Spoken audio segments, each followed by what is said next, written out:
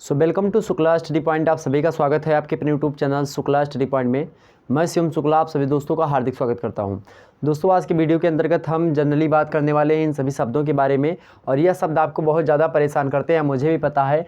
तो इनका आखिरकार क्या सोल्यूशन होना चाहिए, और आखिरकार इन प्रकार के अगर आपसे प्रश्न में पिछले शब्द यानी जिनको हम पुछल्ले शब्दों के नाम से जानते हैं या पूछे जाएँ तो आपको क्या करना चाहिए। ऐसे में सबसे पहले आप जान लेते हैं कौन कौन शब्द, जैसे वितरण हो गया, विस्तारण हो विवरण हो गया।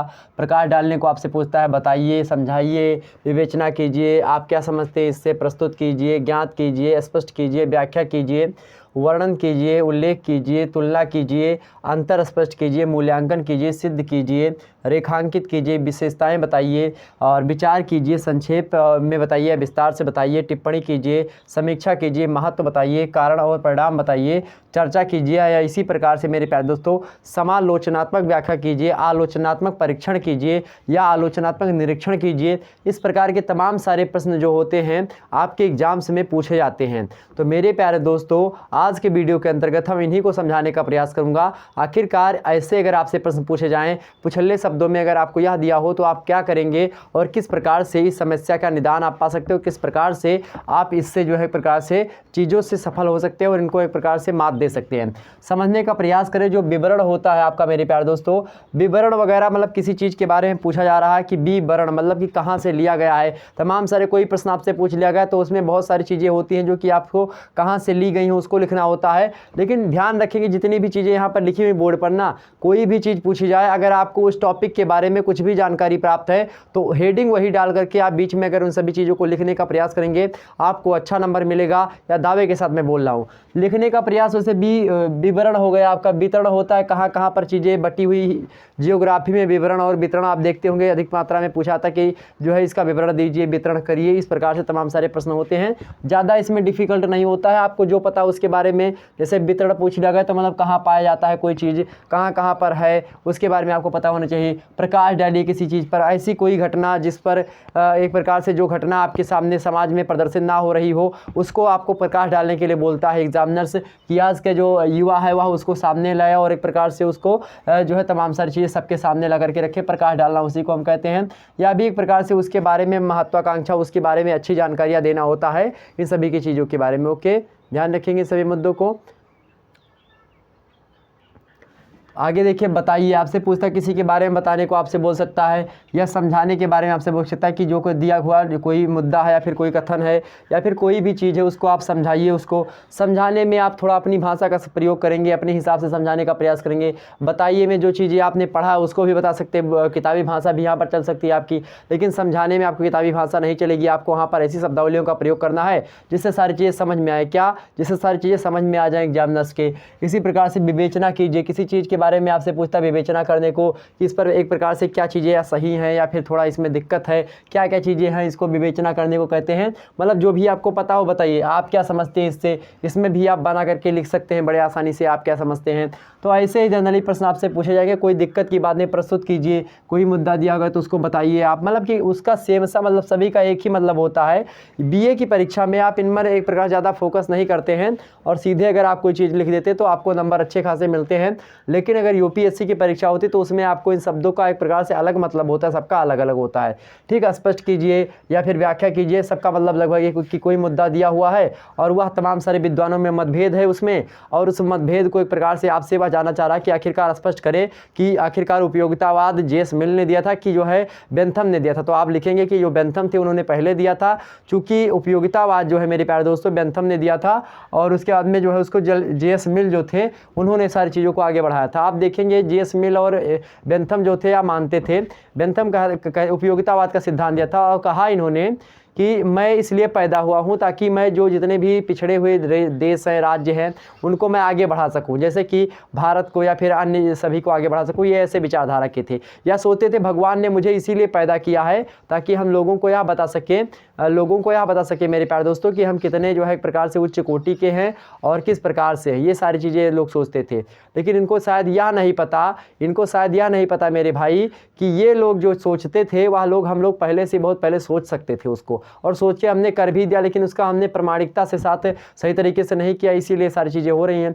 ऐसी इसी प्रकार से तमाम सारी चीज़ें आपसे पूछी जा सकती है। तुलना करने को, कोई दो मुद्दा दे दिया गया तो आपसे तुलना करने के लिए पूछ लिया गया, कोई चीज़ दे दी गई तो आपको व्याख्या करने के लिए हिंदी में पूछ लिया गया। इसी प्रकार से कोई मुद्दा है तो उसका उल्लेख आपको करना, कोई लेख अगर आपको सही तरीके से लिखना, मतलब उसमें अलंकारिक शब्दावलियों का प्रयोग नहीं करना है आपको, तो लेख आपको वहीं पर लिख देना, उल्लेख कर देना है। कोई चीज़ आपको कथन दिया जाएगा तो उसको सिद्ध करने के लिए कहा जाएगा, कोई कथन दिया जाएगा तो आपको सिद्ध करने के लिए कहा जाएगा।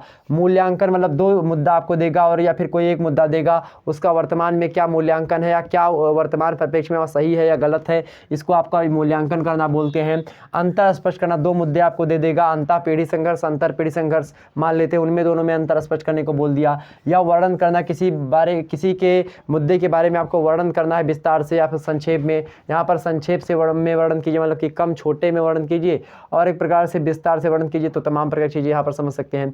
ज्ञात कीजिए, कोई चीज़ कोई मुद्दा आपसे देगा, वहीं से मान लेते हैं बहुलक वगैरह हो गया, समांतर माध्य जो है एजुकेशन में, या फिर जो है आप देखेंगे किसी में मेरे प्यारे दोस्तों सोशियोलॉजी में, तो उसमें आपको यहाँ पर ज्ञात करने को पूछ सकता है। रेखांकित कीजिए, रेखांकित मतलब होता है एक प्रकार से ऐसे मुद्दों को लिखें, ऐसे कोई चीज़ हो उत्तर लिखते समय आप क्या करें, जो हाईलाइट पॉइंटेड हो उनको रेखांकित करते हुए आगे बढ़ें। ठीक इसी प्रकार से विशेषताएं बताइए, विशेषताएं विचार बताइए संक्षेप में जो है, और विस्तार से सारी चीज़ें। समीक्षा कीजिए, समीक्षा मतलब आपकी इच्छा क्या है, और समीक्षा का सीधा सा मतलब यह होता है कि आखिरकार वह कितना सही है कितना गलत है, आप दोनों पक्षों को उसको बताने का प्रयास करें।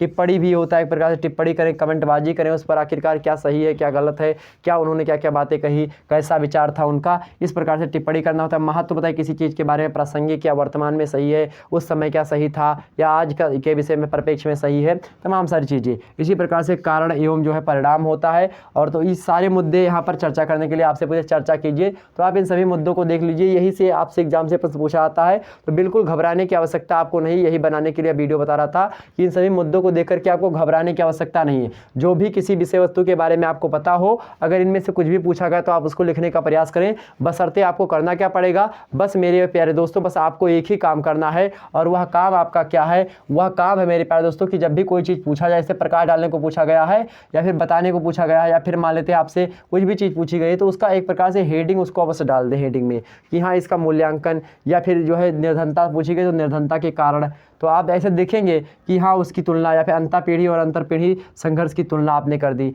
या इसी प्रकार से जो भी आपसे पूछा गया है उसकी एक प्रकार से कारण बताने, जैसे आपसे एग्जाम से में अधिक मात्रा में क्या पूछेगा, कारण और परिणाम पूछेगा। हर एक क्वेश्चंस के कारण और परिणाम होते हैं, कारण और परिणाम को एक प्रकार से बहुत अच्छे तरीके से आप समझ सकते हैं। कारण, जब भी आपसे एग्जाम्स में कोई कारण पूछा जाएगा, ध्यान रखेंगे, जब भी आपसे दुनिया का कोई भी पेपर हो और आपसे कारण पूछा जाएगा मेरे प्यारे दोस्तों, तो कारण में सीधा सा आप क्या करते हैं, सीधा सीधा आप कारण में क्या करते हैं, तमाम सारे ऐसे मुद्दे होते हैं जिनको आप करते हैं। जैसे कि अगर आपसे कारण पूछा जाए, अगर आपसे कारण पूछा जाएगा तो उसमें मुख्य रूप से 4-5 कारण होते हैं, या जनरली अगर आपको कोई उत्तर याद है या नहीं याद है डोंट मैटर, लेकिन आपको अगर कारण याद है तो क्या करेंगे आप, सीधे सीधे मेरे प्यारे दोस्तों आप यहाँ पर लिखने का प्रयास करेंगे। क्या, आर्थिक कारण, क्या आर्थिक कारण, कोई मुद्दा हो आर्थिक कारण। दूसरा क्या हो गया आपका, आर्थिक कारण पहला हो गया। दूसरा क्या हो गया, कारण या कारक, या विभिन्न, आपसे पूछा नहीं विभिन्न कारकों पर का वर्णन कीजिए, विभिन्न कारकों के बारे में बताइए, या विभिन्न कारणों के बारे में बताइए, तो आप आसानी से उसको बता सकते हैं। ठीक, तो आर्थिक कारण हो गया आपका। वहीं पर आप देख सकते हैं यहाँ पर राजनीतिक कारण, क्या राजनीतिक कारण, राजनीतिक कारण, आर्थिक कारण हो गया। वहीं पर आप धार्मिक कारण लिख देंगे, धर्म से कौन कौन से कारण, धार्मिक कारण। तीसरा आप लिख देंगे सांस्कृतिक कारण, सांस्कृतिक कारण। चौथा आप क्या लिख देंगे, पांचवा आप क्या लिख देंगे मेरे प्यारे दोस्तों, धार्मिक कारण, सांस्कृतिक कारण, राजनीतिक कारण, आर्थिक कारक, और यहाँ पर लिख देंगे आपका भौगोलिक कारक। क्या लिखेंगे, भौगोलिक कारक।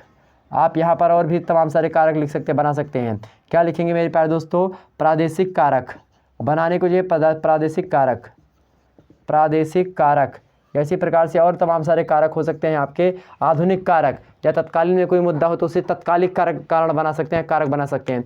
तो कारण वगैरह आप ऐसे लिख करके आप मैनेज कर सकते हैं। अगर आपको उत्तर याद है या नहीं याद है, आसानी से सारे मुद्दे आप यहाँ पर क्लियर कर सकते हैं। आप यहाँ पर सामाजिक कारण, आर्थिक कारण, सामाजिक कारण हमने लिखा ही नहीं, तो सामाजिक कारण भी सबसे महत्वपूर्ण कारण होता है। तो इस प्रकार से आप कारण वगैरह लिख करके आसानी से अपने एग्जाम्स में नंबर पा सकते हैं। तो क्या यह वीडियो आपको अच्छी लगी, सारे मुद्दे आपके क्लियर हुए, सारी चीज़ें आपके समझ में आई कि नहीं आई, या भी आप कमेंट सेक्शन में बताने का प्रयास करें। मेरा मतलब यह नहीं था कि इन सभी प्रश्नों के एक प्रकार प्रकार से इन सभी मुद्दों को समझाने का प्रयास करूँ। मेरा सीधा सा मतलब था कि आपको यह पता चले कि आखिरकार अगर इन सभी पर आप फोकस करने बैठ जाएंगे तो हर एक शब्द जो लिखा हुआ है परिभाषिक शब्दावलियाँ है, और जब भी परिभाषिक शब्दावलियों को हम बताएंगे लगभग एक एक दिन मतलब कि एक घंटे का एक विवरण का अर्थ बताएंगे तो 1 घंटे लगेगा बताने में, अगर विस्तारपूर्वक अगर आप समझना चाहें, क्योंकि ये सारी की सारी परिभाषिक शब्दावलियाँ हैं। तो ऐसे में इनके बीच में अगर आप पढ़ जाएंगे इस बीच में तो 2-3-4 दिन में 10 दिन में आपकी परीक्षा है तो बहुत ही आप प्रॉब्लम में फंस जाएंगे। तो कुछ भी पूछा जाए आप आसानी से इन सभी मुद्दों को देखने का प्रयास ना करें, और अपने हिसाब से जो भी आपको उसके बारे में पता है हेडिंग वगैरह अच्छे तरीके से डालने के बाद में, हेडिंग हाईलाइटेड करने के बाद में आपके मतलब एक पन्ने में लगभग 2 हेडिंग 3 हेडिंग हो जानी चाहिए। ध्यान रखेंगे, ऐसे आप लिखने का प्रयास करें। इससे क्या होगा, आपकी कॉपी ठीक ठाक भरी रहेगी अगर आपको नहीं पता है, और आसानी से सारे मुद्दे क्लियर हो जाएंगे। आपके उत्तर कैसा हो, अच्छा हो, किस प्रकार से हो, इसको लेकर के भी मैं जल्दी वीडियो बनाने का प्रयास करूंगा। तो मिलते हैं नेक्स्ट वीडियो में, तब तक के लिए जय हिंद जय भारत। आपको किस टॉपिक पर वीडियो चाहिए और किस प्रकार की प्रॉब्लम्स आपको होती है उसको बताने का प्रयास करें कमेंट सेक्शन में, मैं उस पर जल्दी आपके सामने वीडियो बनाने का प्रयास करूंगा। मिलते हैं नेक्स्ट वीडियो, तब तक के लिए जय हिंद जय भारत।